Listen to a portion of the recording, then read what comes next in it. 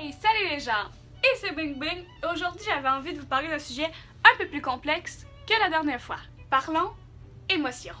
Car oui, je ne suis pas un robot dépourvu d'empathie, malgré que j'ai de la difficulté à comprendre ce que vous ressentez.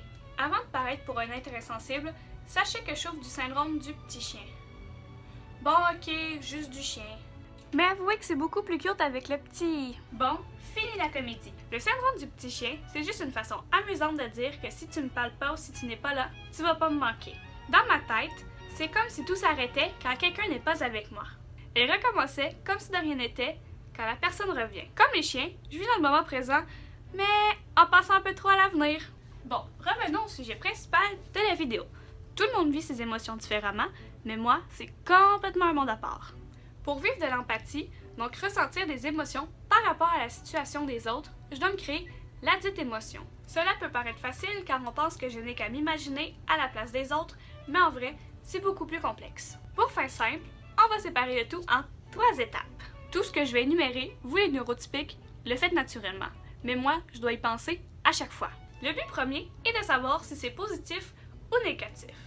Bon, ok, c'est assez facile, mais crucial pour la suite des événements. Et entre nous, sourire quand quelqu'un nous parle de la mort de son chat, c'est le fun pour personne.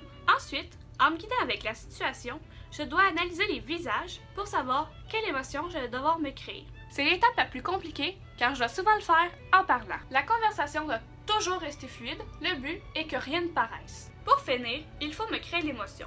Pour cela, je pense intensément à une situation que j'ai moi-même vécue et qui me donnerait une émotion similaire à ce que l'autre ressent. Mais attention, je ne dois pas dépasser la limite. Des plans pour que je reste prise avec l'émotion le restant de la journée. Chaque conversation est donc un gros challenge, mais un beau défi, car malgré tout, j'adore parler. Ça fait beaucoup d'informations, je vous l'accorde.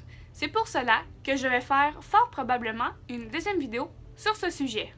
N'hésitez pas à laisser un like ou un commentaire, j'adore vous lire. Oh! Et je souhaite aussi remercier tout particulièrement les gens qui partagent ma vidéo. Ensemble, nous dédramatisons l'autisme un mot à la fois. C'était Bing Bing et à la prochaine tout le monde.